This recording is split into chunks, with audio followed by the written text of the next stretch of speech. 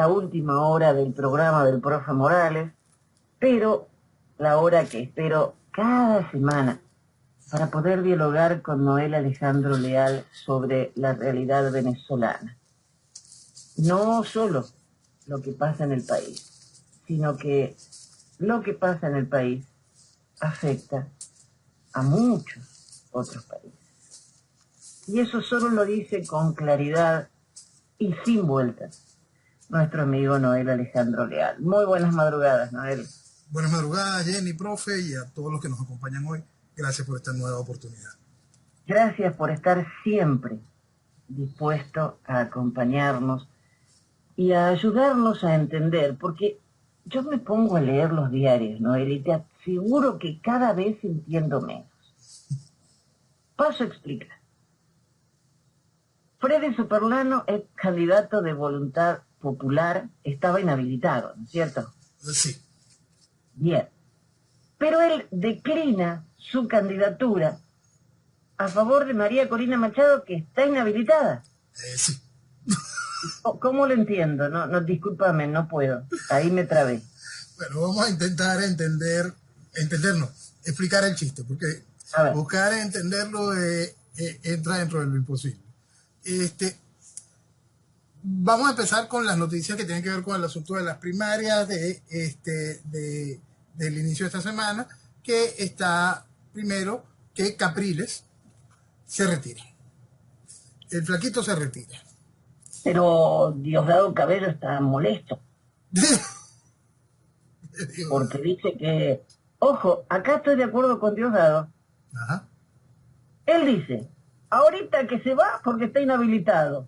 Tú sabes que estás inhabilitado desde el principio, desde hace tiempo, y ahora vas a poner esa excusa. Está como raro. Primera vez que digo que don Diosdado tiene razón.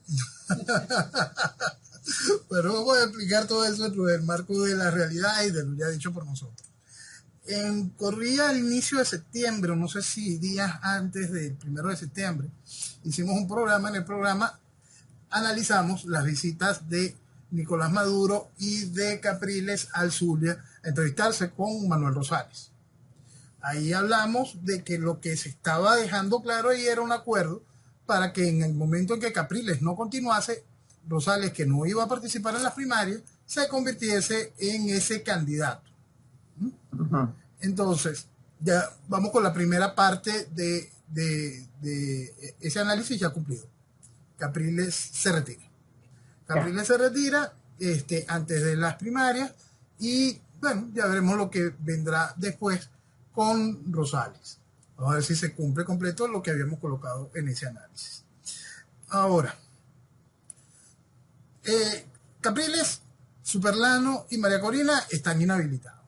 ¿Okay? Eso uh-huh. Es parte de realidades que la gente tiene que comprender, de que esta gente está jugando con las reglas que impone la tiranía. Entonces, si la tiranía dice, tu candidato electoral estás inhabilitado, ellos aceptan las reglas que impone la tiranía. Entonces, yo creo que eso ya deja un mensaje claro con respecto a cuál es la realidad. El hecho de que María Corina siga en la carrera estando inhabilitada no dista nada de la coherencia de María Corina, porque ella misma aceptó su inhabilitación cuando las elecciones parlamentarias del 2015. Ella no se lanzó como diputada porque estaba inhabilitada. Entonces, que hoy estando inhabilitada... Frena un poquitito ahí. Perdón que a mí no me da la cabeza. En 2015 no se presentó por estar inhabilitada. Exactamente. En el 2015 ya estaba... 2023 está inhabilitada y se presenta. Sí. Bueno, pero recuerda que ahorita se está presentando es para las primarias. Las primarias es supuestamente un evento privado. Es decir, es un evento de la oposición venezolana. Por lo tanto, no debería de correr con las normas de las prohibiciones o inhabilitaciones que dicta el gobierno. Entonces vamos a ponerlo hasta allí. Ella sigue en la carrera. El asunto es que Capriles de repente se acordó de que está inhabilitado. Bueno, un detalle que se le pasa a cualquiera. Un detalle que se le pasa a cualquiera y decide no participar. Lo cierto también aparte es que los números de Capriles No simplemente, daba. no, simplemente eran inexistentes. Pues. Es una cosa realmente vergonzosa pensarlo, ¿no? Y es muy bueno como mensaje al país porque tenemos que recordar que Capriles fue 2 veces candidato presidencial, candidato contra Chávez y candidato contra Maduro. Capriles aseguró la transición de eso. Entonces quizá el país por fin está sacando las cuentas sobre quién demonios es Capriles y qué había hecho y qué ha hecho. Pero volvemos a recordar, no es novedad, Capriles fue el que entregó el Congreso bicameral del año 1999. Es decir, es un tipo tradicionalista. Este, ahora, ¿Tradicionalista dijiste? tradicionalista. Ajá. Entonces, ahora decide retirarse, buscando, siendo un llamado a que puedan haber una real cohesión dentro de la estructura opositora. Él mismo casi que es consecuente también con su discurso de por qué no fue al aquel debate de las primarias, porque él dijo de que no era momento de enfrentamiento entre candidatos, sino más bien de buscar la unión y el entorno. Bueno, entonces está siendo casi que coherente con las mentiras que va diciendo. Pues. Entonces, esto sí es se traduce en un misil contra las primarias. Bueno, misil no es y primarias no hay. Entonces, viene, continuando con el chiste de lo que sucede, tenemos a Superlano, que es otro inhabilitado. Pero en el caso particular de Superlano, que es del Partido Voluntad Popular, el Partido del Guiado, el Partido de Leopoldo López, Superlano y Voluntad Popular retiran al candidato, retiran a Superlano, pero le brindan el apoyo a María Corina, estando inhabilitada. Es decir, Superlano no puede decir como Capriles que él se retira por estar inhabilitado. Entonces, Superlano no tiene excusa. Simplemente, Voluntad Popular vuelve a hacer lo que ya hizo Leopoldo para las primarias del 2011, del 2012. Leopoldo, en pleno debate de las primarias para aquel entonces, viene y dice, yo me retiro y le doy mi apoyo a Capriles.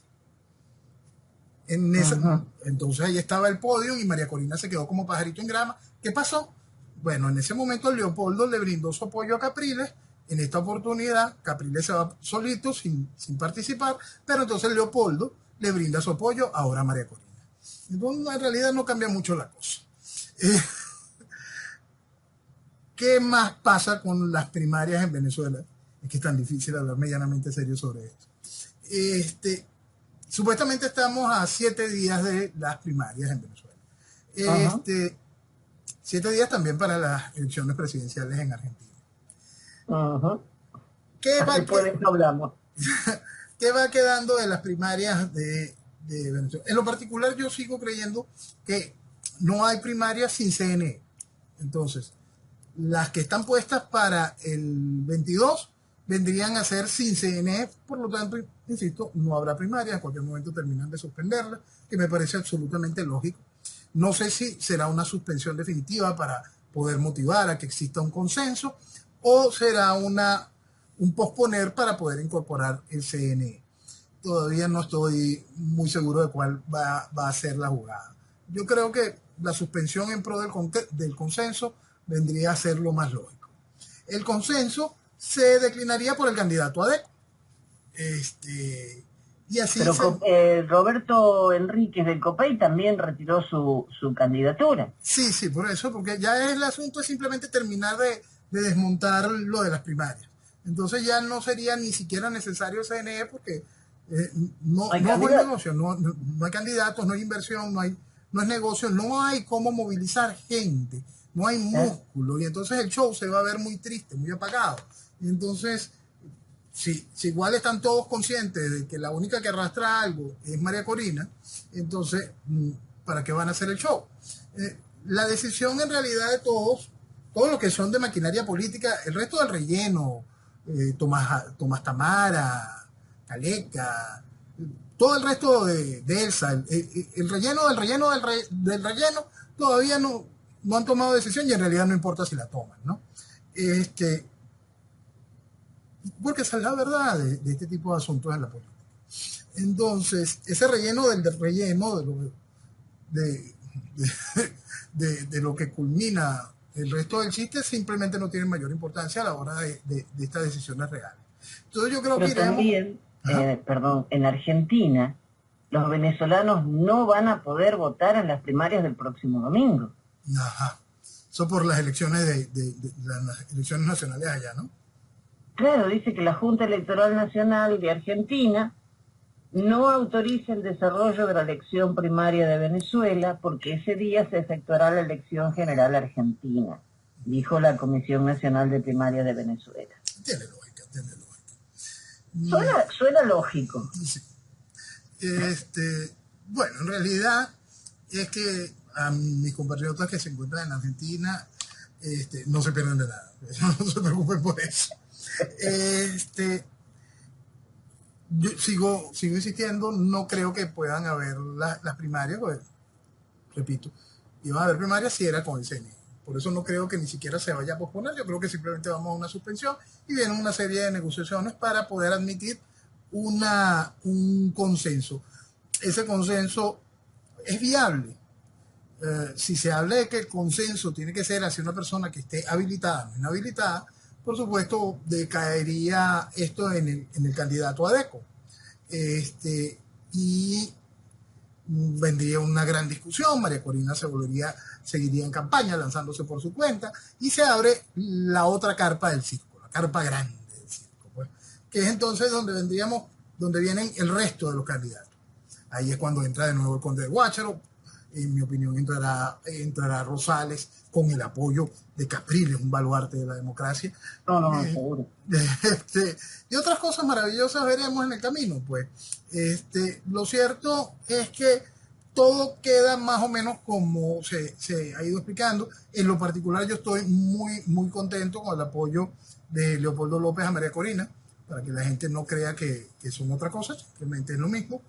Yo, tú sabes que yo tengo mucho tiempo escribiendo en Twitter que yo no soy divisionista. Yo siempre espero que la MUD y sus filiales estén todas unidas al gobierno como siempre han estado para que el país pueda buscar un mejor camino. Entonces, correcto, este tipo de alianzas y apoyos me parecen muy, muy importantes para que el país termine de despertar y pueda buscar un mejor camino.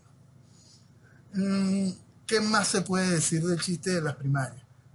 Ahora, las primarias eran, perdón que insista en esto, para buscar un candidato para oponerse al gobierno. Exacto. Pero, ¿y los que no entraron en la primaria? Ajá. El conde de Guácharo, quizá Rosales, lo que sea. Más este otro van a ir todos en la elección final. Sí. El candidato unitario que no es unitario, porque quedan más. Quedan más, y eso siempre ha sido, ¿no? Siempre ha habido... Bueno, aquí hubo tres grandes momentos de unidad nacional, cuatro, si contamos a Capriles repetido. Pero debemos recordar que para el 2000, el candidato de oposición por el Partido Unión, que logró la unidad de todos los partidos para el momento y era el candidato, era el compadre de Chávez, ¿no? Arias Cárdenas. Sí, Arias Cárdenas. Ese fue el primer candidato por el cual hicieron a la oposición votar. Después volvieron a reunir a través de un consenso para que el año 2006, que se planteó hacer primarias, en las cuales iba a participar María Corina, no se llegó a un consenso y el consenso puso a Rosales. ¿Por qué Rosales y por qué es tan importante Rosales en una eventual candidatura mañana? Porque tanto en ese tiempo como ahora, Rosales tenía la gobernación del Zulia. Es hoy, en la actualidad, el gobernador del Zulia. Y eso le da una chequera poderosa, aparte de un clientelismo fijo, pues una gran cantidad de gente que depende de la gobernación, generan un bulto suficiente tanto en números de encuestas como en un eventual proceso electoral. Ya hay un público cautivo, ¿no? Por eso es que Rosales fue candidato en las elecciones del 2006 y por eso es que todavía uno puede pensar que sean tan descarados como para volverlo a poner. Pero eran candidatos totalmente de unidad nacional. Capriles, después de las primarias, y después Capriles contra Maduro, que él mismo se autodesignó candidato, que iban a volver a hacer una primaria después de un año. Entonces él mismo se designó y todos estuvieron de acuerdo, todos, fue candidato, en esa oportunidad su jefe de campaña es Henry Falcón, que después fue candidato contra Chávez en el 2018 insultando a Capriles, pero todo un insigne opositor que fue gobernador por el partido de Chávez. Intentar explicar este tipo de cosas es increíblemente difícil, por eso es que simplemente no queda más que hacer comentarios que enfoquen esa realidad para poder mostrar cómo han usado a la gente. No solo cómo han usado a la gente, sino para certificar que todo lo que ha habido en Venezuela desde 1999 a la fecha es solo un teatro del absurdo. ¿Por qué? Porque más allá de que si hubiese habido algo mínimamente válido, algo mínimamente real, estaría avanzando en un proceso, en un país donde no existe Estado de Derecho. Y eso es lo principal a entender, que ninguno de esos candidatos le dice al país. En Venezuela desde 1999 no hay Estado de Derecho. En Venezuela no hay, ni hubo en ningún momento posibilidad de salida ni electoral, ni legislativa, ni jurídica.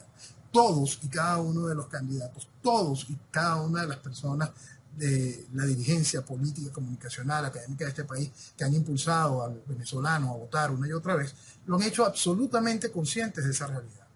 Han usado al venezolano, se han burlado de la comunidad internacional una y otra vez, y lo van a hacer de nuevo. Hay un señor Omar Barbosa que él asegura que están listos para las primarias. Bueno, Omar Barbosa era el vicepresidente de Un Nuevo Tiempo, el segundo junto con Rosales, a veces el primero. Omar Barbosa es uno de esos dinosaurios eternos de la política venezolana. Es un hombre que compartió partido durante muchos años con Henry Ramos Alup, él viene de la fila de Acción Democrática, por eso en Un Nuevo Tiempo el partido de Rosales se le conoce como un nuevo ADECO, porque todos vienen de Acción Democrática. Debemos recordar también de que el inicio de Un Nuevo Tiempo fue Acción Democrática, pero cuando hubo una explosión en Primera Justicia, hasta Leopoldo López fue vicepresidente de Un Nuevo Tiempo en su momento. Bueno, eso. O sea, son figuritas intercambiables. Sí, pues todo esto es totalmente y absolutamente ridículo, pensar que algunos de estos partidos, Primera Justicia, Un Nuevo Tiempo, son algo distinto a Acción Democrática o COPE. Pensar hasta que el mismo PSV es algo distinto, pero es que hasta la ejecutoria, es la propia ejecutoria ADECA, ni siquiera del 58 para acá, sino cuando el trienio ADECO en el 45. Es decir, sus procesos y sus visiones de destrucción nacional son exactamente las mismas.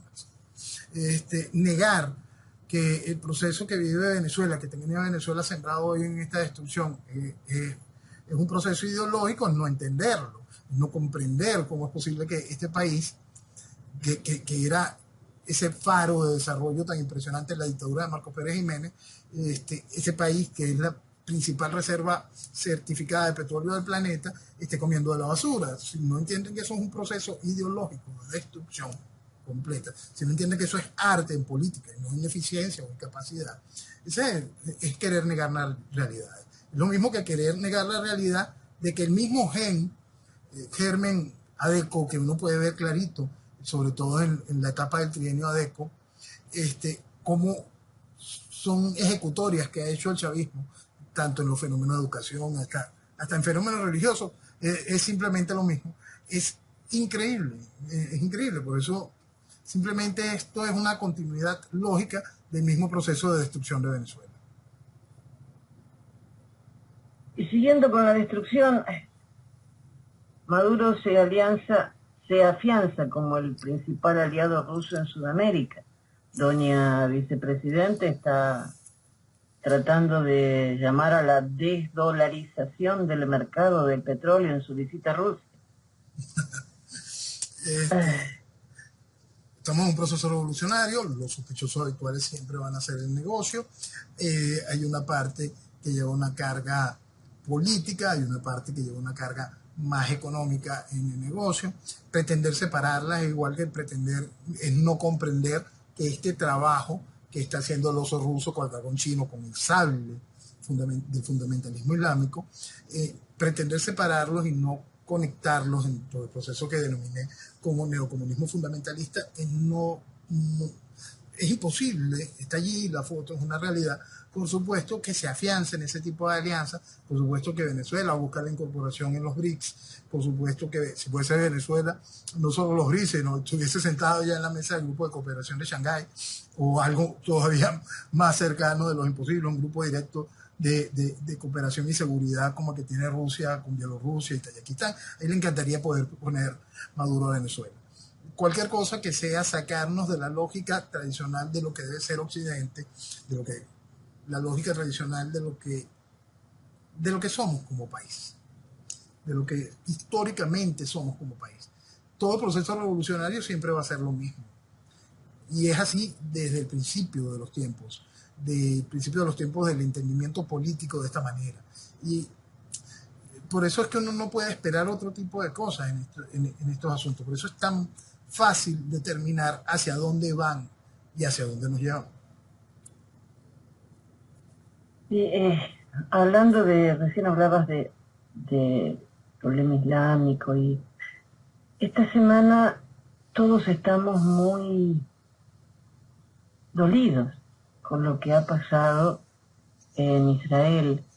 Son imágenes que, sin haber visto las terribles, con solo escuchar algunas descripciones, estamos horrorizados.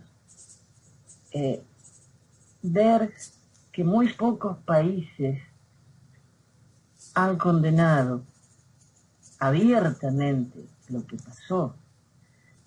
La presidente expresidente, ahora vicepresidente de Argentina, habla de un conflicto, no habla de terrorismo.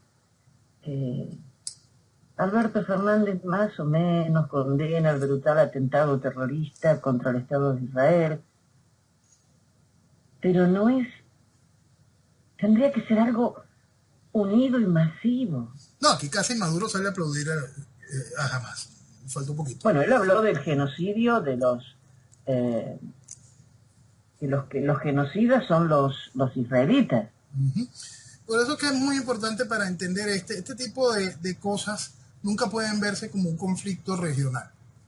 Esto es importante a entenderlo y hay que sumar aquellos termómetros de los que hablábamos de los Balcanes y de el Cáucaso y por supuesto el termómetro del Medio Oriente. Y en el caso particular de todo lo que tenga que ver con Israel, hay que entender que una cosa es Israel, otra cosa son los judíos. Los judíos están por todo el mundo. Entonces, todo lo que tenga que ver con Israel baña a todo el mundo. Igual hoy, todo lo que tenga que ver con el esquema palestino, con toda esta cosa, a través del Islam, baña a todo el mundo.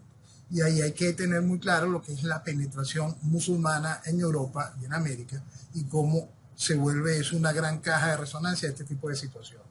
Ahora vamos a entender por qué personajes de esos dos ejemplos que colocamos ahorita, Maduro y los Kirchner y Fernández, que están alineados perfectamente dentro de lo que es la izquierda. Entonces, ¿por qué vemos en común en la gran mayoría de los gobiernos de izquierda y representantes de la izquierda que en realidad no se condena a Hamas y se vuelve hacia el asunto de lo que Israel ha hecho o no ha hecho en ese territorio?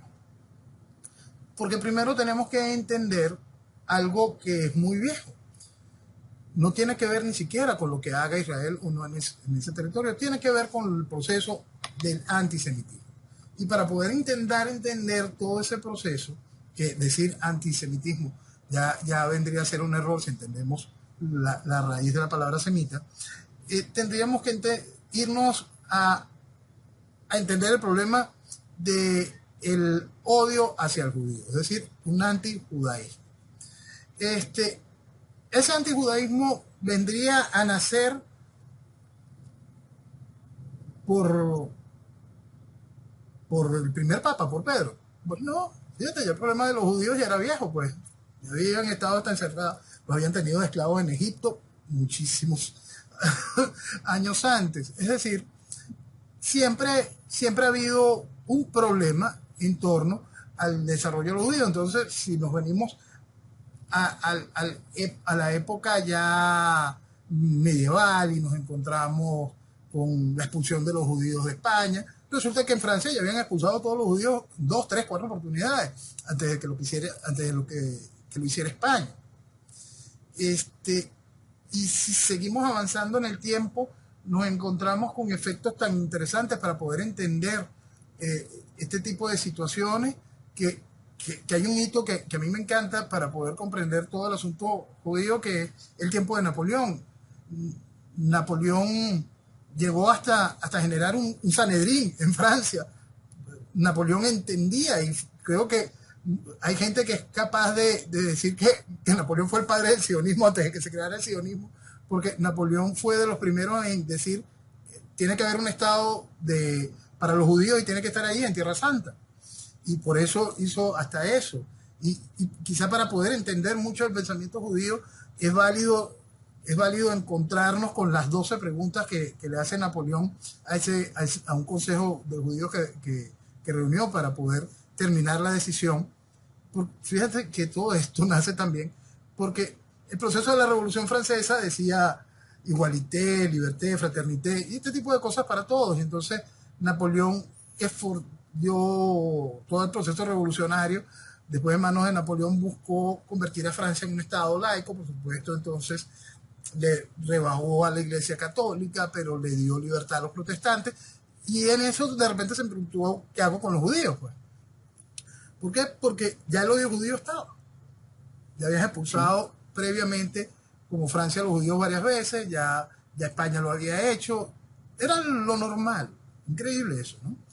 Entonces estamos hablando, todo esto es mucho antes del Estado de Israel y nada de esto. Son realidades que son eternas en el tiempo.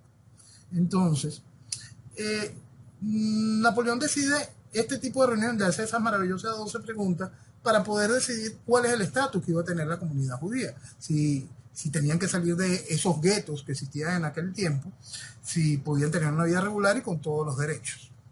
Entonces, para poder entender mucho de eso, es muy bueno enfrentarnos al tiempo de Napoleón y qué era lo que llevó a Napoleón a esos niveles, ¿no? Y que muchos judíos de aquel tiempo vieran en Napoleón a su Mesías.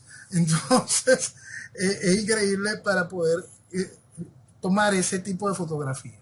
El asunto es que mucho antes de la generación propia del sionismo como tal, que es lo que da luz a la actualidad del Estado de Israel, vamos a poner el punto que hace que la izquierda tenga ese proceso antisemitista armado. Previo a Marx, tenemos a Hegel. El pensamiento de Hegel de una vez desprecia el esquema judío porque los judíos no pudieron ver lo supremo que tenían ante los ojos. De acuerdo a Hegel, los judíos no pudieron entender que tenían frente a Jesucristo y que lo dejaron ir, lo dejaron pasar, lo rechazaron y por lo tanto son un pueblo que está asignado por algo malo. Del pensamiento de Hegel bebe Marx. Marx arma toda su estructura de pensamiento en base a eso. Fíjate, estamos hablando de Marx, padre del comunismo. Y hay que entender el comunismo y la estructura socialista. Entonces Marx genera toda su estructura de pensamiento económico contra el capital, contra el dinero. ¿Por qué? Porque el dinero era judío. Porque quienes controlaban el dinero eran judíos. Bueno, tenemos que irnos a los tiempos medievales, que en las restricciones que le ponían a los judíos, usted no puede ser médico, usted no puede ser tal cosa, usted no puede ser tal cosa, usted tiene que encargarse de las cosas sucias. Bueno, no había nada más sucio que el dinero y eso fue el mercado del cual los judíos fueron aprendiendo y estuvieron manejando ese negocio durante muchos años. Y hicieron capital a través de eso. Entonces Marx, para señalar esa unión, entiende que el capital es judío, que el dinero es judío y por lo tanto si acabamos con el capital, acabamos con el problema. Eso es la raíz del antisemitismo común en todos los movimientos de izquierda. Parece absurdo, ¿no? Y cuando usted se lo pregunta a cualquier comunista promedio o cualquier socialista promedio, no lo entiende, no lo asume. Simplemente entiende que todos sus compañeros lo piensan así, entonces lo asume como tal. Llegamos después al proceso sionista, todo lo que sucede, se da el espacio. Hitler mata muchos judíos, Hitler, el nacionalsocialista, mata muchos judíos, el holocausto, y se avanza en las decisiones de darle a los judíos ese territorio. ese territorio era Palestina. El Estado palestino nunca existió. El Estado palestino jamás existió. Ahí habían tribus árabes, sí, habían tribus árabes, y habían judíos. Muchos judíos estaban allí, mucho antes de que se tomase la decisión de ir a la construcción del Estado de Israel, mucho antes de que empezaran las compras de terrenos por parte de Israel. Eso estuvo un buen rato en manos del Imperio Otomano, hasta que el final de la Primera Guerra, Francia e Inglaterra intervinieron en esa zona, ese pedazo le quedó a Inglaterra. Y cuando ellos, como dueños del mundo, después del final de la guerra, tenían que soltar colonias y todo lo demás, decidieron darle a Israel, debido a la cantidad de lobbies y movimientos sionistas, darle ese espacio para que Israel tuviese país ahí. Es importante recordar, por más absurdo que parezca, que esa gracia de generar el Estado de Israel fue consultada, por supuesto, en la Liga de las Naciones en aquel tiempo, previo a las Naciones Unidas, y para aquel momento Stalin hizo que la Unión Soviética votara república por república, no como el bloque, no un voto por la Unión Soviética, sino cada una de las repúblicas de la Unión Soviética de aquel entonces votó por separado, como una unidad, para que el Estado de Israel fuese realidad. Entonces, el Estado de Israel nace bajo el esquema de los kibbutz, bajo un proceso de generación de gobierno técnicamente socialista. La socialista Golda Meir hizo un trabajo extraordinario para unificar eso que es tan difícil de unificar como es el pensamiento judío, la población judía. Hay que entender que hay cosas tan increíbles que hay judíos que niegan el Estado de Israel, porque de acuerdo a sus leyes bíblicas, no hay razón para tener Estado si no ha llegado el Mesías. Como para ellos no ha llegado el Mesías, y aún viviendo en Israel, porque vienen de esas tribus que permanecían en la zona, niegan la existencia del propio Estado. Es realmente impresionante cuando uno abre ese panorama, eso dentro del judío. Pero ¿qué pasa cuando nos llegamos al árabe? ¿Qué pasa cuando queremos entender al palestino? ¿Qué pasa cuando queremos comprender un poco de ese problema en realidad? El problema judeo-palestino. ¿Es solucionable ese problema? No. Es terrible decirlo, pero no. ¿Por qué? Porque primero tendríamos que enfrentar cómo el mundo árabe resuelve su problema, el mundo musulmán resuelve su problema suní-chií. Si bien el pueblo suní es una inmensa mayoría dentro del pensamiento musulmán, no es nada desdeñable la cantidad de pueblos chií, y más teniendo en cuenta que los persas, en este caso Irán, son chiíes y que mueven a los chiíes que están en Irán y que mueven a los chiíes que están en Yemen. Entonces, todo eso tiene una serie de fenómenos que habría que remontarse a los herederos de Mahoma para poderlo entender, y eso trae también una serie de divisiones que ellos no logran calmar, conectar, volver a construir para poder hablar de manera directa como una sola unidad frente a ese problema. Más allá de eso, vamos al punto de Palestina. Vamos a entender a Hamás, pero se puede entender a Hamás sin haber entendido antes a la OLP. Se puede entender lo que hace Hamás sin entender lo que hace Al-Fatah en la zona de Cisjordania. Se puede entender que estos musulmanes palestinos también tienen del otro lado un muro gigantesco para no pasar a Egipto, donde hay otros musulmanes. ¿Por qué Egipto tiene ese muro gigantesco que no permite que sus hermanos de fe huyan hacia allá, sino que estén encapsulados en donde los encapsuló Israel?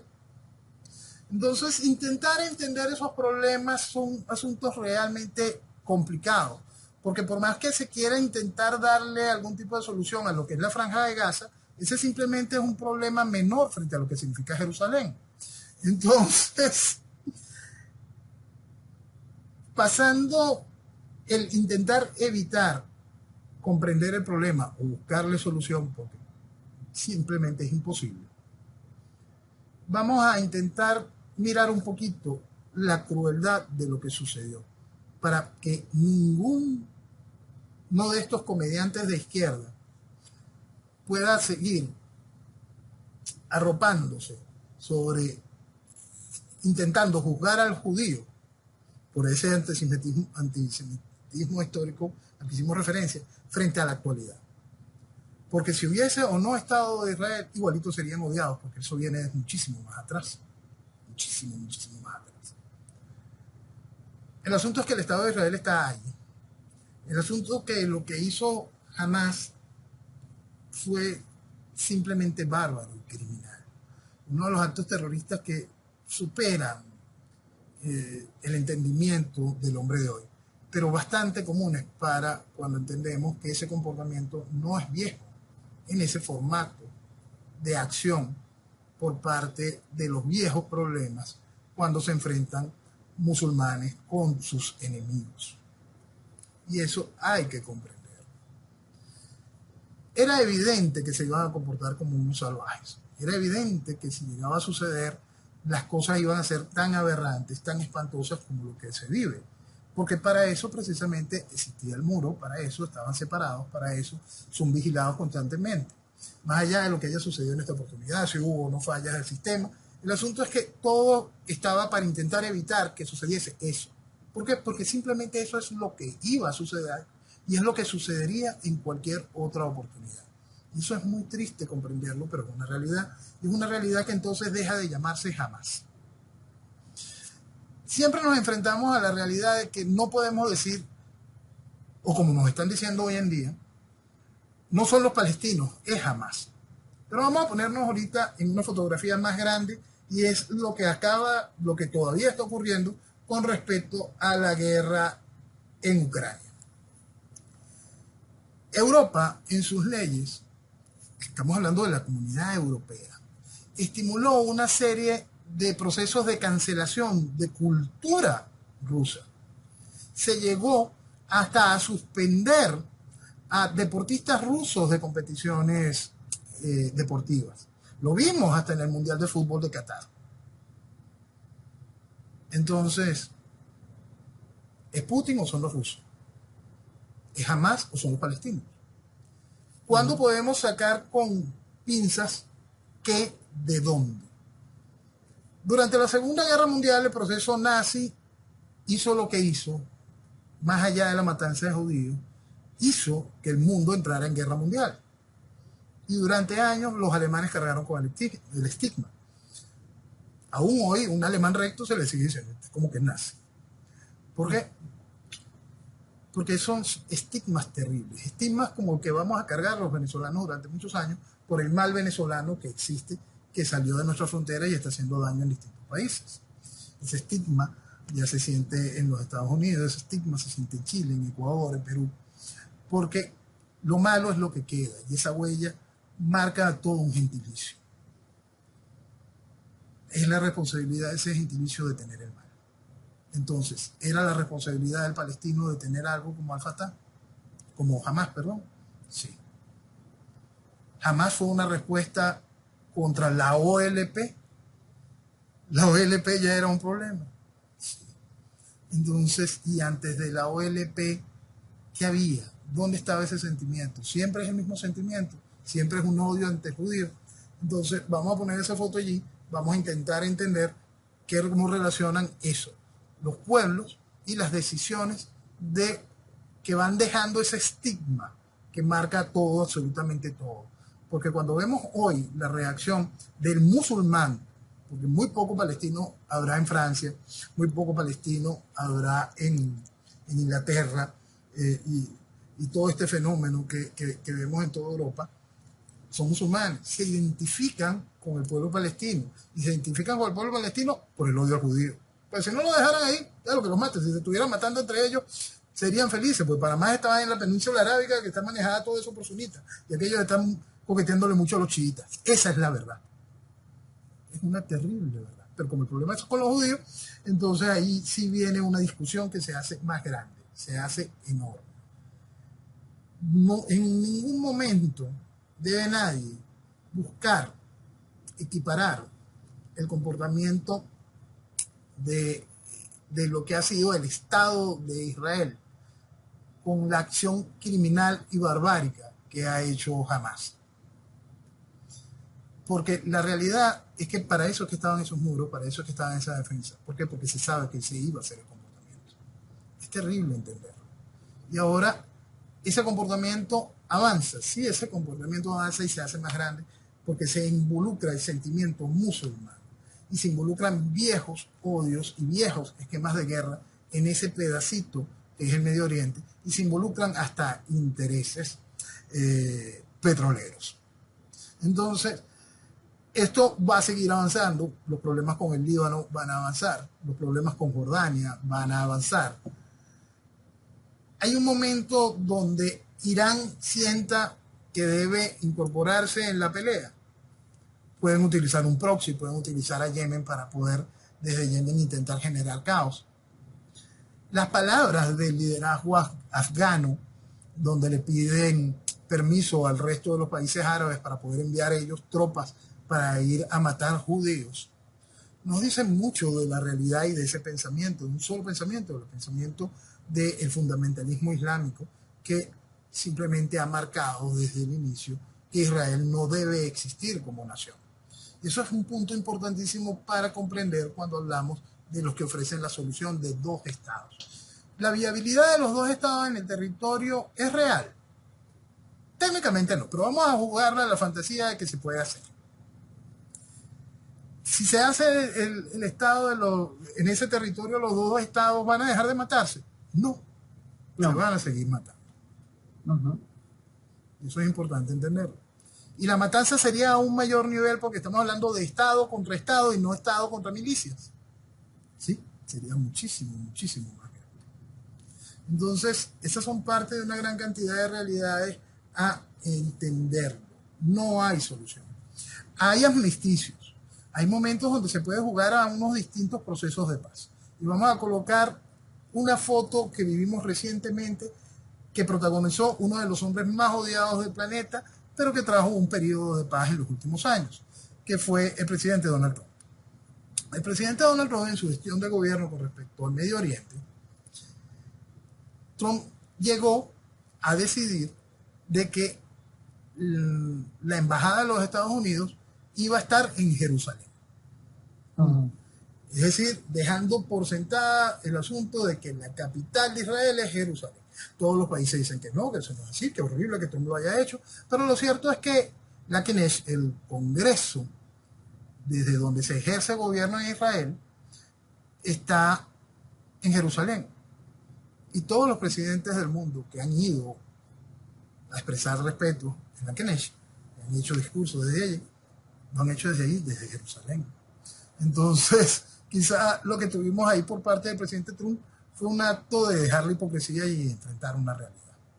Pero ese acto fue la primera parte de una secuencia de hechos que hoy están simplemente destruidos, que son los acuerdos de Abraham.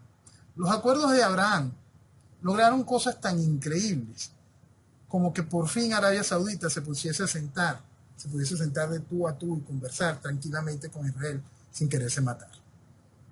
Los acuerdos de Abraham le dieron seguridad a Israel y a Egipto sobre el problema de lo que significaba Gaza. Y Egipto siguió construyendo su muro para que sus amigos musulmanes no pasaran para allá. Eso es una realidad. Los acuerdos de Abraham estaban sembrando un camino de paz. Impresionante. Pero los acuerdos de Abraham también estaban viviendo un sabotaje moderno. Porque para que los acuerdos de Abraham puedan caminar, no puede haber la distorsión chiita. Entonces, en el avanzar chino de la ruta de la seda, China logró sentar en una mesa a chiitas y sunitas, es decir, a Irán y a Arabia Saudita, porque son los principales ejes que toman cada una de esas banderas. Y por supuesto, Irán no quiere que los acuerdos de Abraham avancen. No busca en ningún momento que un musulmán se siente con un judío. Ujú. Entonces, cuando estábamos llegando a un armisticio, a un proceso de entender que si nos acercamos mucho nos vamos a matar, pero no nos tenemos por qué ir a matar. Es decir, más o menos lo que se sigue viviendo entre las dos Coreas. Cuando estábamos llegando a ese momento, el cual había sido un arduo trabajo por parte del presidente Trump, por supuesto, llega Biden y con Biden avanzar impresionante de China y toda esta increíble transformación que estamos viviendo, y vemos cómo, de nuevo, el oso chino, el oso ruso, el dragón chino y el sable del fundamentalismo toman esa forma y sigue avanzando. Y hace que ese calor que siempre va a estar allí entre Israel y sus vecinos, entre Israel y los palestinos, entre en ebullición. Eso es muy importante para entender las increíbles dimensiones que tiene un conflicto de estos. Ahora vamos a la parte de entender hasta dónde puede llegar el mundo cuando estamos hablando de petróleo. Para todos mis amigos que dicen que el petróleo se murió, la energía renovable y todo este tipo de maravillas. Bueno, por supuesto que en esa zona del Medio Oriente también hay petróleo, en gas, pues lo que más hay es gas. Y hay en las zonas que rodean las costas de Israel y las costas de lo que vendría a ser la franja de Gaza.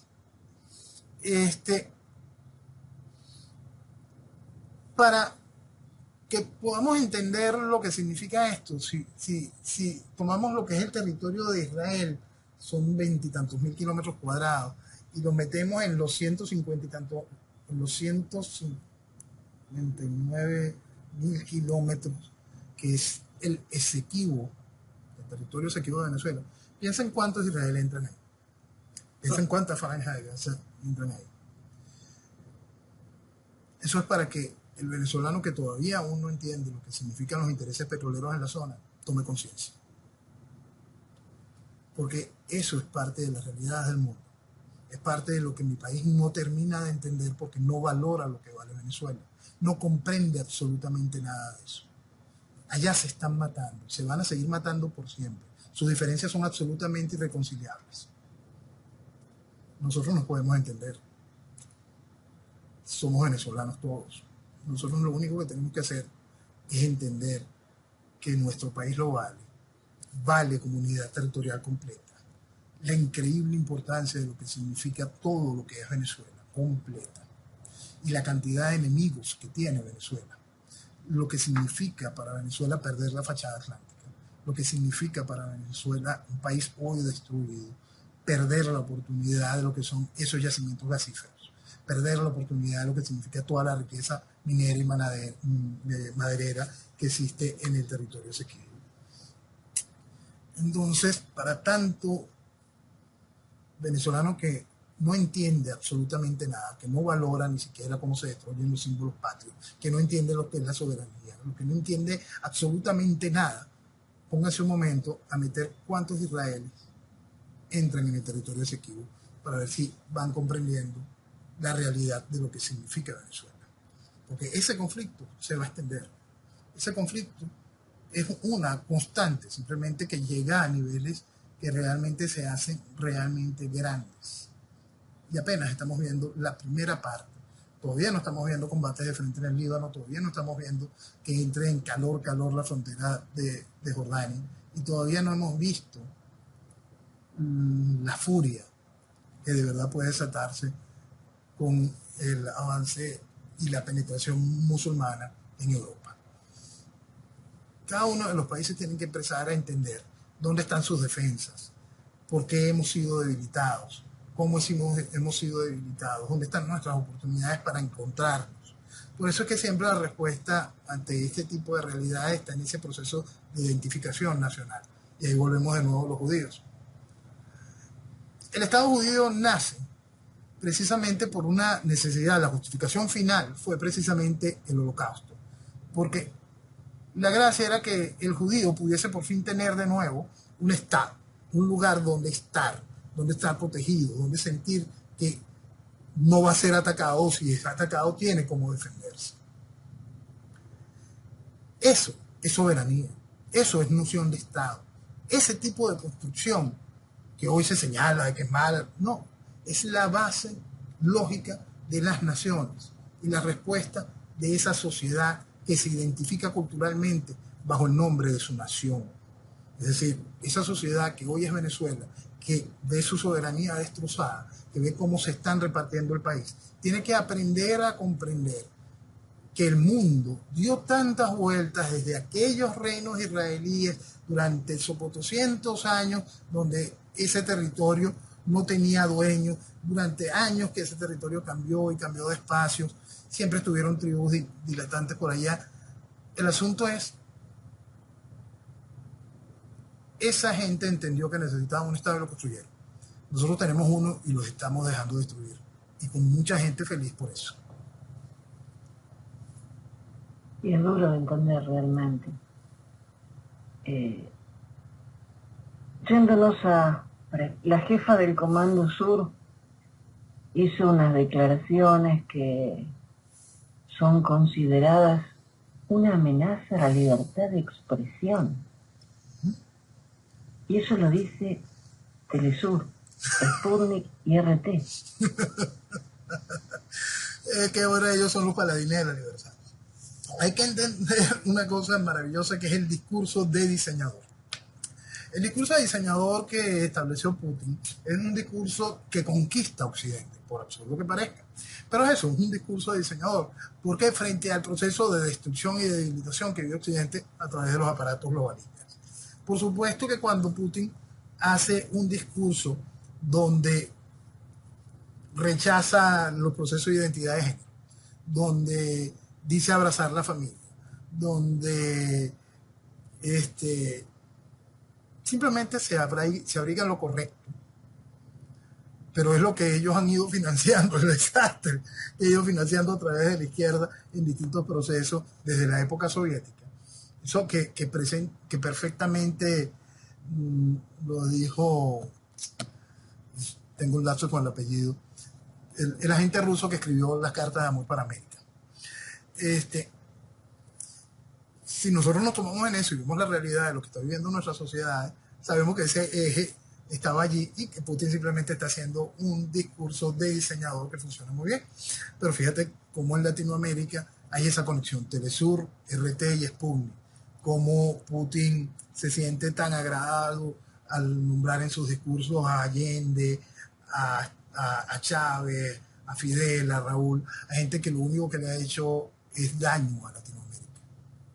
Entonces, es absolutamente lógico que tengan la cara dura de decir este tipo de cosas, como en su momento lo decían los soviéticos. Es Thomas Schumann. Ajá. El de las cartas. Sí, de la carta de amor.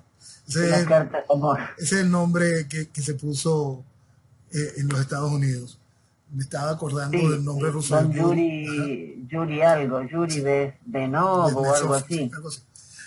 Quien no lo conozca, ubíquelo y entienda ese regalo maravilloso que nos hizo Yuri en ese momento, que simplemente son verdades de un plan que hoy está allí y se hace evidente. Lo que estamos viviendo por parte hoy de las cabezas de Occidente es lo correcto, no. Y eso también aprovecha y se entra dentro de este tipo de realidades. Noel, nos queda una semana. Lo vamos a hablar en 15 días. Lo que va a pasar en las primarias que no se sabe y en las elecciones de Argentina que no se sabe tampoco. Hay 3 candidatos que se están repartiendo un tercio, pero resulta que el tercio no es tercio. Las encuestas creo tanto como en el pronóstico del tiempo. 60% de posibilidad de lluvia y no cae ni una gota. Yo creo que en Argentina vamos a vivir un escenario que nos lleva a segunda vuelta, una segunda vuelta protagonizada por Milei y Massa. Vos sabés que quiero que por una vez te equivoques. Pero siento que no te vas a equivocar. Bueno, Es triste, pero bueno. ¿te acuerdas que cuando nombraron a Massa ministro dije, él va a ser el candidato? Eso fue hace 2 años y pico. Sí, cuando ahora, horrorizados que en Cuba el dólar está a 230, en Argentina llegó a picar en 1050. Y se lo debemos a Massa. Y ahora lo van a votar. Es increíble, pero así pasa. No sé quién fue el que dijo los pueblos tienen los gobiernos que se merecen. Tampoco nos merecemos. Noel, que tengas un buen domingo a pesar de todas estas noticias. Y Dios mediante nos encontramos la próxima semana. Si Dios quiere. Señores, que viva Venezuela. Viva Venezuela. Y nosotros renovamos nuestra cita, Dios mediante, para el próximo sábado a la medianoche. Que tengan una semana maravillosa. Chao.